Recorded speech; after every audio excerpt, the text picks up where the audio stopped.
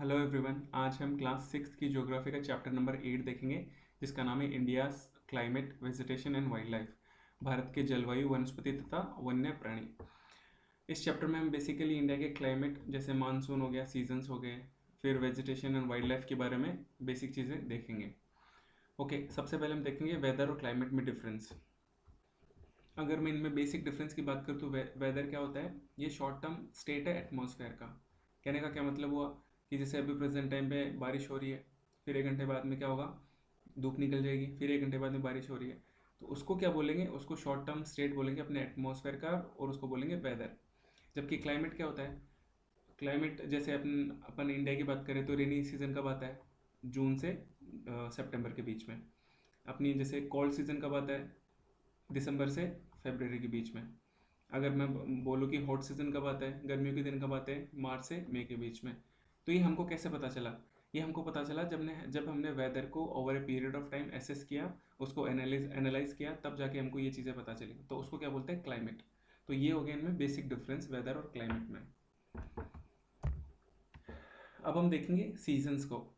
Okay, देखो seasons मैंने already बता दिए, लेकिन यहाँ पे भी थोड़ा थोड़ा मैं एक्सप्लेन कर देता हूँ। इंडिया में ब्रॉडली 4 सीजन्स आते हैं।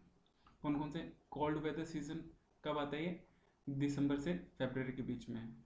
हॉट वेदर सीजन कब आता है, मार्च से मई के बीच में। स्प्रिंग और रेनी सीजन कब आता है, जून से सितंबर के बीच में। ऑटम सीजन कब आता है, अक्टूबर से नवंबर के बीच में। देखो, जो स्प्रिंग और रेनी सीजन है उसको साउथ वेस्ट मानसून भी बोलते हैं, और जो ऑटम सीजन है उसको सीजन ऑफ रिट्रेटिंग मानसून भी बोलते हैं। देखो, रिट्रेटिंग मानसून क्यों बोलते हैं और ये साउथ वेस्ट मानसून क्यों बोलते हैं, अभी आगे देखेंगे हम। सबसे पहले हम देखेंगे कोल्ड वेदर सीजन, शीत ऋतु। ये कब से कब आता है, ये आता है दिसंबर से फेब के बीच में। अब देखो, इस टाइम जो सन की रेस है वो कहाँ रहती है, वो रहती है ट्रॉपिक ऑफ कैप्रिकॉर्न के ऊपर। कहाँ पे, मकर रेखा के ऊपर सीधी पड़ती है। जब यहाँ पे सीधी पड़ती हैं तो बाकी जो एरिया है वहाँ पे कैसे पड़ेंगी, तिरछी पड़ेंगी। अब वहाँ पे तिरछी पड़ेंगी तो वहाँ पे इतनी ज़्यादा गर्मी नहीं पड़ेगी, तो वहाँ पे कौन सा वेदर रहेगा, क्या रहेगा, कोल्ड वेदर। तो इंडिया में तो जो दिसंबर और फरवरी का एरिया है वहाँ पे क्या रहता है, कोल्ड वेदर सीजन रहता है। जैसा कि मैंने ऑलरेडी बताया कि जो ऑस्ट्रेलिया है वहाँ पे जो क्रिसमस है वो कब सेलिब्रेट होती है, समर टाइम में। क्यों, क्योंकि देखो दिसंबर के आसपास में जो सन की रेज है वो यहाँ पे सीधी पड़ती हैं, तो इस वजह से यहाँ पे क्या रहता है, समर टाइम रहता है। अब देखेंगे हम हॉट वेदर सीजन। देखो, जो गर्म मौसम ऋतु है वो कब आता है, वो आता है मार्च से मई के बीच में। और देखो, इस टाइम जो सन की रेज है वो कहाँ पे सीधी रहती है, ट्रॉपिक ऑफ कैंसर पे। इस जो लाइन है इस पे सीधी पड़ती है, इस एरिया में। ओके, अब इस एरिया में इंडिया भी आता है, तो इंडिया में भी सीधी पड़ेंगी, तो यहाँ पे क्या गर्म मौसम रहता है, मतलब हॉट वेदर रहता है यहाँ पे। और जो बाकी एरिया है वहाँ पे क्या रहती है, सर्दियाँ पड़ती है। और जो गर्मी में जो हवाएं चलती हैं उनको क्या बोलते हैं, लू बोलते हैं। ओके, अब हम देखेंगे जो रेनी सीजन है उसको। अब देखो, इसको साउथ वेस्ट मानसून क्यों बोलते हैं। देखो, जो हवाएं बारिश, जिन जिन हवाओं की वजह से बारिश होती है वो कहाँ से, किधर से आती है, साउथ वेस्ट की तरफ से आती है। इसी वजह से इसको साउथ वेस्ट मानसून भी बोलते हैं। देखो, क्या होता है कि जब ये हवाएं आती है तो जो अरेबियन सी का पानी है या फिर बे ऑफ बंगाल का पानी है, क्योंकि देखो हवाएं इधर से भी आती है, बे ऑफ बंगाल से भी आती है। तो ये जो पानी है ये सूरज की गर्मी की वजह से भाप बनता है, और भाप बनता है तो यहाँ पे क्या जो क्लाउड्स है उनका फॉर्मेशन होता है। अब क्लाउड का फॉर्मेशन होगा और ये जो हवाएं जब इधर से निकलेगी तो ये हवाएं इनको क्लाउड्स को अपने साथ लेकर जाएंगी। और जब ये इंडिया में एंटर करेंगे तो यहाँ पे क्या दिखेंगे, इनको वेस्टर्न घाट्स दिखेंगे, और इनकी जो माउंटेन्स की वजह से क्या ब्लॉक हो जाएंगे विंड्स। अब विंड्स ब्लॉक होंगी तो यहाँ पे बादल भी रुकेंगे, और बादल जब ठंडे होंगे तो यहाँ पे बारिश होगी। ओके, और फिर ये विंड्स आगे जाती है और आगे भी इंडिया, पूरे इंडिया में क्या होती है, बारिश होती है। अब देखो, यहाँ पे क्या है कि जो तमिलनाडु का एरिया है या फिर जो तो आंध्र प्रदेश का एरिया है वहाँ पे बारिश नहीं होती है। क्यों, क्योंकि ये जो वेस्टर्न घाट्स है ना, वेस्टर्न घाट की वजह से ये जो विंड्स है वो ब्लॉक हो जाती है, वो ब्लॉक होके आगे नहीं जा पाती, इस एरिया में नहीं जा पाती है। ओके, इस वजह से तमिलनाडु के एरिया में बारिश नहीं होती है, बाकी पूरे इंडिया में इस टाइम बारिश होती है।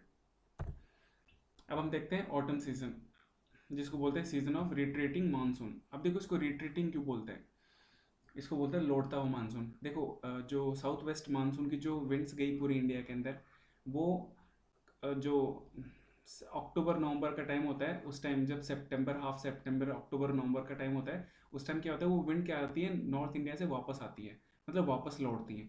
इस वजह से इसको क्या बोलते हैं, रिट्रेटिंग या फिर लौटता हुआ मानसून बोलते हैं। जब ये वापस लौटती हैं तो ये किस तरफ जाती है, नॉर्थ ईस्ट की तरफ जाती है। तो इसको किस नाम से भी जाना जाता है, नॉर्थ ईस्ट मानसून के भी नाम से जाना जाता है। ओके, और ये जब नॉर्थ ईस्ट की तरफ जाती है तो यहाँ पे इनको क्या बोलते हैं, पहाड़ मतलब माउंटेन्स मिलते हैं। कौन कौन से, जैसे गारो, खासी, जयंतिया वगैरह, इधर भी माउंटेन्स आ गए, तो वो मिलते हैं उन, और वो माउंटेन की वजह से ये विंड्स क्या होती है, ब्लॉक हो जाती है और उनकी डायरेक्शन इस तरफ चेंज हो जाती है, बे ऑफ बंगाल की तरफ।